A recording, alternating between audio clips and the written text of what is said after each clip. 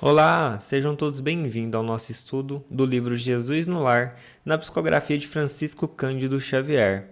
Como de costume, antes da gente começar o nosso estudo, que nós possamos serenar a nossa mente, para que a gente não pense nesses momentos de reflexões, nas questões do mundo, nas dificuldades do dia a dia, porque a espiritualidade já nos conhece, já sabe, as nossas dificuldades, mas que a gente possa realmente ter fé, confiar na espiritualidade superior, e nesse momento de estudo que a gente consiga concatenar as nossas ideias para melhores decisões, no dia a dia.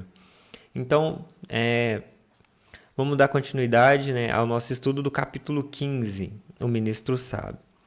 No texto diz assim: Mateus discorria solene sobre a missão dos que dirigem a massa popular, especificando deveres dos administradores e dificuldades dos servos. A conversação avança pela noite adentro, quando Jesus, notando que os aprendizes lhes esperavam a palavra amiga, narrou sorridente. Um reino existia em cuja intimidade aparecia um grande partido de adversários do soberano que o governava. Pouco a pouco, o espírito de rebeldia cresceu em certas famílias revoltadas e, em breves semanas, toda uma província em desespero se ergueu contra o monarca, entravando-lhes as ações. Naturalmente preocupado, o rei convidou um hábil juiz para os encargos de primeiro-ministro do país, desejoso de apagar a discórdia, mas o juiz começou a criar quantidades enormes de leis e documentos escritos que não chegaram a operar a mínima alteração.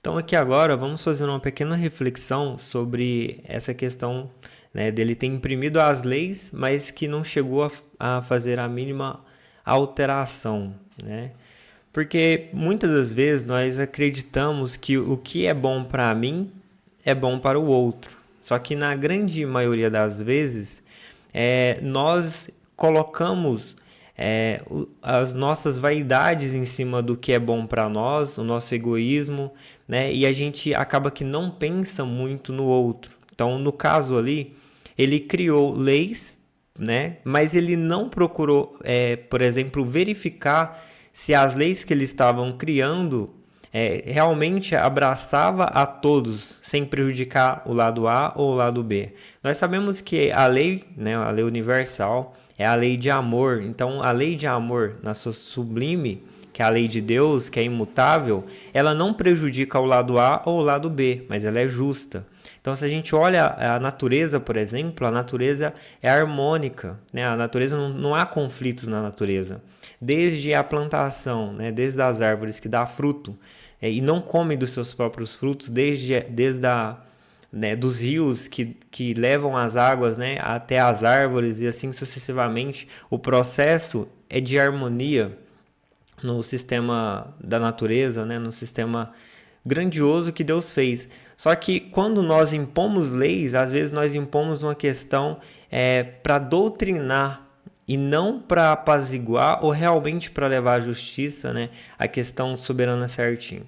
Mas nós sabemos que nós estamos num processo evolutivo, que nós estamos num processo evolutivo e que a cada momento a gente vai tropicando e vai aprendendo. Mas, como diz o Livro dos Espíritos, obras póstumas, o progresso não pode ser parado por uma nação ou por uma pessoa. O progresso pertence à divindade. Todos nós alcançaremos esse progresso um dia e todos nós nos tornaremos espíritos superiores, espíritos evoluídos. Depende do nosso próprio esforço. Então, como nós vamos evoluindo a cada dia? Se a gente enxergasse hoje que nós estamos sofrendo, mas com resignação e humildade, a gente estará dando o salto evolutivo. O próprio Cristo nos deu esse exemplo, Então, ele veio ao mundo, sofreu sem merecer para nos dar o exemplo, Venceu o mundo, como ele mesmo disse. Eu sou o caminho, a verdade e a vida. Então, para exemplificar, a gente tem a passagem de Jesus que exemplifica a questão das leis, A ele, senador do Império Romano, revestido de todos os poderes. Então, quando nós, por exemplo, estamos num cargo, às vezes, nós deixamos que o nosso orgulho e a nossa vaidade aumenta. Então, da mesma forma, é como se a gente, por exemplo, tivermos um ideal e colocarmos sobre as mãos, por exemplo, uma quantia em dinheiro. Então, se eu tinha um ideal e eu não for firme com o meu ideal, provavelmente as minhas ambições atuais vão florescer. Então, por exemplo, vamos supor que alguém chega e me entrega uma quantia e o meu desejo era fazer uma formação, estudar alguma coisa.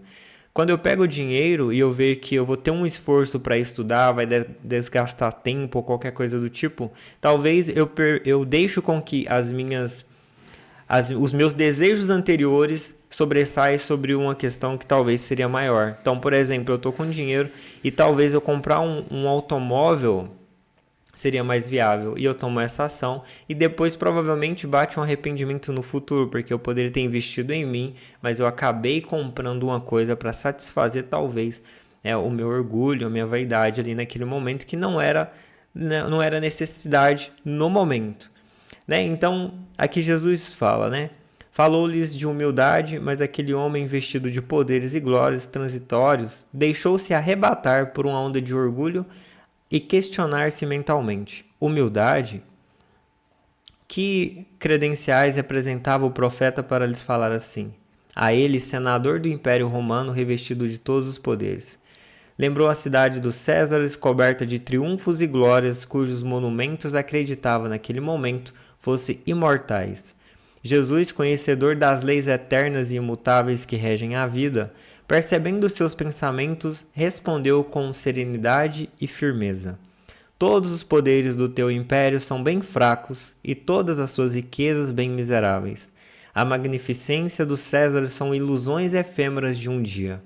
Então, a nossa vida, ou seja, as nossas ambições, se a gente comparar a nossa encarnação atual com a eternidade, cai no que o Jesus disse aqui agora, comparadas efêmeras de um dia.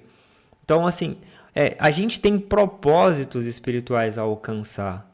A gente está aqui com propósitos de vencer a nós mesmos, e de auxiliar os nossos irmãos. Só que nós estamos aqui para enfrentar a nós mesmos, vencer a nós mesmos. E aí ele continua, efêmeras de um dia. Porque todos os sábios, como todos os guerreiros, são chamados no momento oportuno aos tribunais da justiça de meu Pai que estais nos céus. Um dia deixarão de existir suas águias poderosas sobre o punho de cinzas meríssimas. Suas ciências se transformarão ao sopro dos esforços de outros trabalhadores mais dignos do progresso.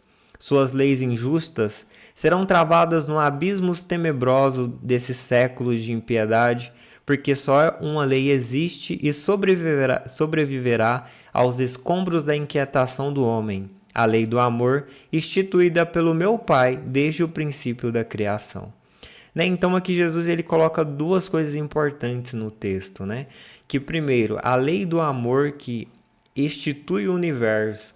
Então, se a minha consciência ou eu, conscientemente prejudicar alguém, eu automaticamente sofrerei essa punição por minha própria consciência no futuro. Então a nossa consciência nos coloca na situação, não é Deus que vai te colocar na situação, já existe uma lei. Então a sua consciência meio que cria, nós somos criadores, então nós criamos a nossa própria caminhada. Então Jesus fala sobre a questão do perdão, porque nós perdoando, automaticamente aliviamos a consequência. E quando complementa Allan Kardec, no Livro dos Espíritos, nós não pagamos, teoricamente, na mesma moeda, porque a consciência ameniza e nós passaremos por uma prova mais leve.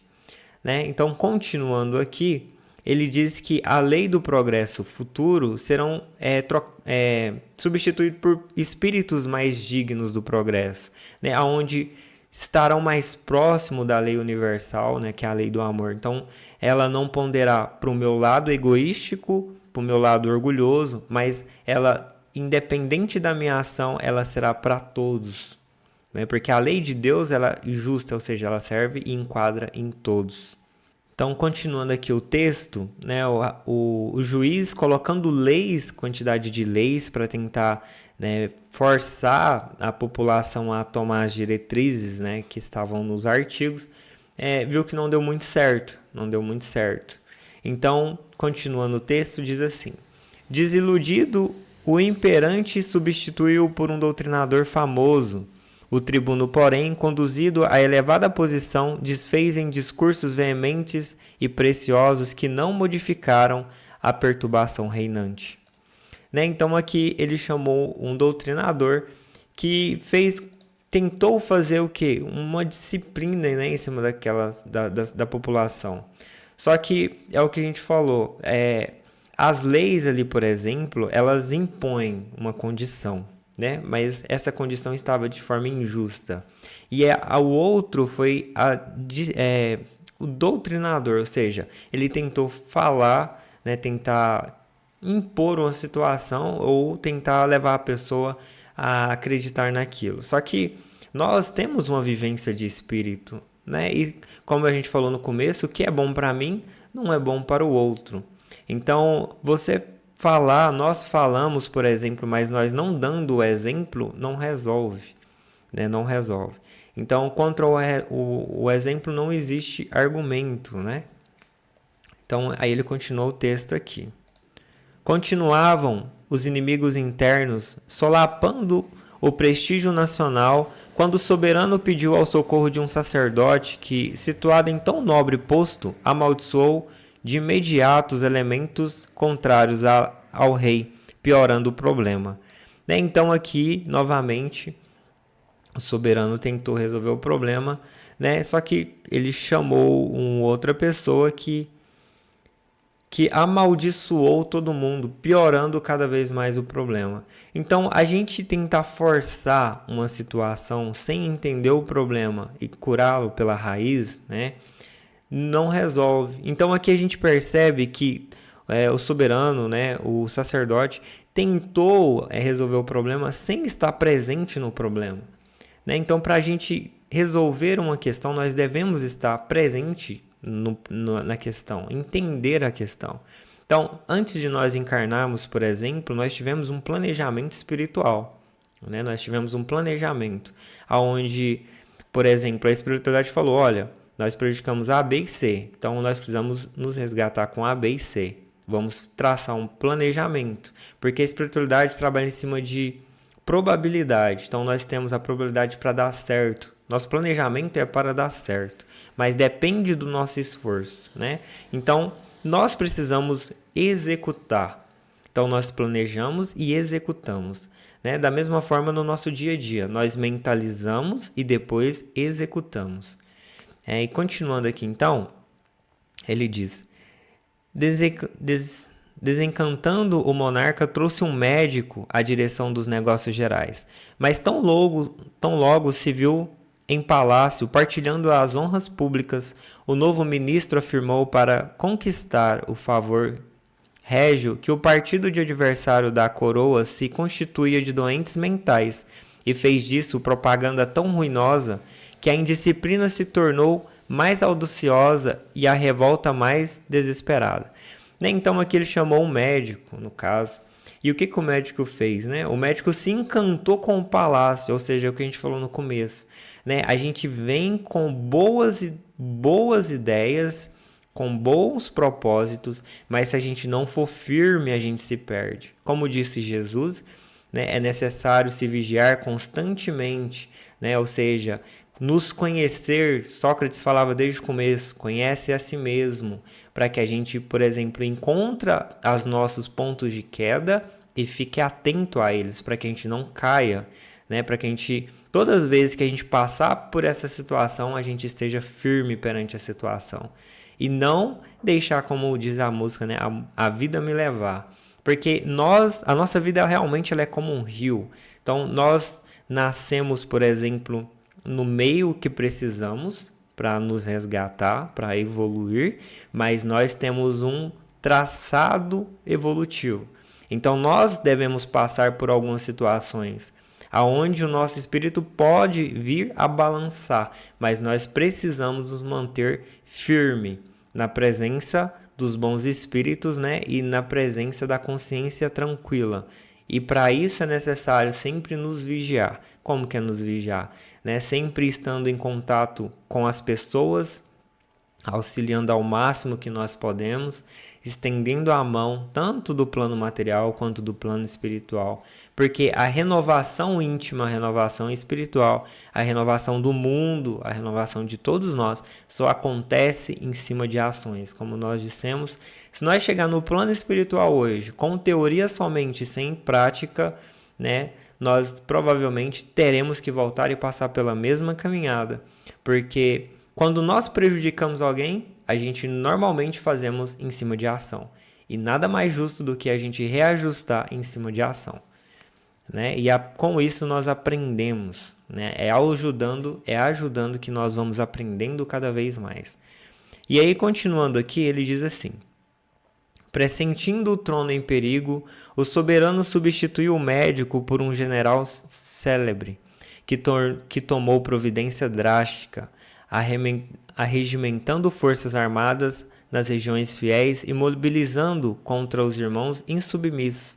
Estabeleceu-se a guerra civil, e quando a morte começou a ceifar vidas inúmeras, inclusive a do temido ditador militar, que se convertera em primeiro-ministro do reino, o imperante de alma confrangida convidou um sábio a ocupar-se o posto de então vazio.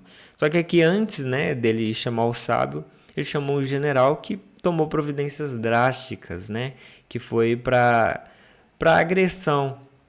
E a gente sabe que isso gera conflitos ainda maiores, né? Então é só a gente imaginar, quando nós entramos em conflito com alguém, a gente já tem repercussões, né? Tem muitas repercussões ali, muitos problemas. Então, Jesus, por exemplo, né, de consciência tranquila, sabendo de que as leis de Deus é justa, nós devemos ser humildes e pacíficos, né, e ter resignação, né? Então, se nós confiarmos em Deus, mesmo nós vivendo a vida e achando que nós estamos sofrendo, a gente precisa ter fé, confiar, né, e trabalhar, porque Deus está no comando da situação. Então a gente tem que se manter resistente, né, para vencer. E a gente consegue vencer. Só depende de nós, né, continuar firme e resistente. Então aqui agora ele chamou o sábio para ocupar o posto então vazio. Esse chegou à administração e meditou algum tempo e deu início a novas atividades. Olha que interessante. A gente vem estudando, né, no livro do Jesus no Lar, sobre Jesus, e a gente percebe que Jesus meditava muito antes de tomar uma ação, né? Ele meditava. Então Jesus não agia de forma precipitada, porque nós que estudamos principalmente o Espiritismo, à luz do Espiritismo, toda vez que nós tomamos uma ação sem pensar, de forma imediata, né, sem meditar, normalmente a gente toma essa ação baseada em um histórico anterior, ou seja, há um princípio de várias encarnações que eu provavelmente estou tentando dominar. Então, a meditação faz com que, de forma rápida, eu encontre a melhor solução para aquele momento. Se a gente analisar aqui no texto, todos os que o líder chamou antes tomaram ações de imediatas no que eles entendiam, no que eles entendiam ali, e tinham provavelmente como um talento, né? No caso, o médico, né? O general, né? Então todos eles tomaram essa decisão ali. Só que o sábio ele entende e ele medita sobre várias situações. Então, qual que vai ser, provavelmente, né, no texto aqui, a melhor solução? A melhor solução é ir até a pessoa que necessita e encontrar o que realmente cada um precisa. Porque, como nós dissemos, cada um está numa situação complicada, numa situação diferente, né? Da mesma forma, somos todos nós. Quando nós queremos resolver alguma coisa, a gente precisa encontrar a raiz do problema. E não superficialmente, porque senão ele volta depois de um tempo, né? Então aqui ele continua. Esse sábio não criou novas leis, não pronunciou discursos, não censurou os insurretos, Não perdeu tempo com zombaria e nem estimulou qualquer cultura de vingança. Tá vendo? Então aqui o que ele fez? Deu exemplo, né? Que é o que Jesus nos ensina, o exemplo. Então, dirigiu-se em pessoa à região conflagrada a fim de observar-lhes as necessidades, entendeu? Observar as necessidades, né? E auxiliar as necessidades de cada um. Reparou aí a existência de inúmeras criaturas sem teto, sem trabalho, sem instrução e erigiu casas, criou oficinas, abriu estradas e improvisou escolas, incentivando o serviço e a educação, lutando com valioso espírito de entendimento e fraternidade contra a preguiça e a ignorância. Então aqui ele deu oportunidade para as pessoas, né, para a população. Então é mostrar o caminho. Como Jesus, né, como Deus nos deu a oportunidade de trabalho. Então Deus criou, né, os vegetais, a natureza, tudo, mas ele nos dá a oportunidade de aprimorar. Ele não nos limita, né? Mas ele quer que nós entendamos a sua obra, a sua criação. E o entendimento disso faz parte da evolução, né? Então, Deus, na sua sabedoria, vai nos preparando nesse meio, para que a gente vá entendendo. E a gente, para entender Deus, temos que entender o nosso próximo, entender a nós mesmos, né? E ir desenvolvendo isso com o tempo, aos poucos, né? Através do nosso próprio esforço, do nosso próprio trabalho, né? Então o trabalho ele é digno porque nós trabalharemos eternamente em prol do Cristo, em prol dos outros que vêm, que também caem na mesma fraqueza que talvez eu caí hoje. Então a gente auxilia uns aos outros nesse entendimento. E aí ele continua. Não transcorreu muito tempo e todas as discórdias do reino desapareceram, porque a ação concreta do bem eliminara toda a desconfiança, toda a dureza e indecisão dos espíritos enfermiços e inconformados, né? Então aqui o que ele fez, ele ajudou realmente, ele deu trabalho, né? Ele mostrou que realmente ele estava a fim de fazer essa transformação. Então, da mesma forma, nós quando encarnamos a espiritualidade superior, é do mesmo jeito, né? Então ele nos trouxe, nos dá os meios de trabalho. Então as pessoas que nós vivemos, né, são as enxadas, as ferramentas que nós precisamos para o nosso burilamento, né? Então através das dificuldades do dia a dia que a gente vai passando, que a gente vai aprendendo, né, que a gente vai entendendo. Por isso que nós temos que dar graças a Deus por ter dificuldade, porque a dificuldade faz com que nós tenhamos propósito, né? Que nós tenhamos vontade e trabalho, né? Em vez de ficar pensando muitas das vezes em coisas que não tem muito sentido, a gente começa trabalhando em prol do próximo e trabalhando em prol da criação e trabalhando em prol de nós mesmos. E aí ele continua. Mateus contemplava o Senhor embevecidamente, deliciando-se com as ideias de bondade salvadora que anunciara. Jesus, respondendo-lhes atenção com luminoso sorriso, acrescentou para finalizar.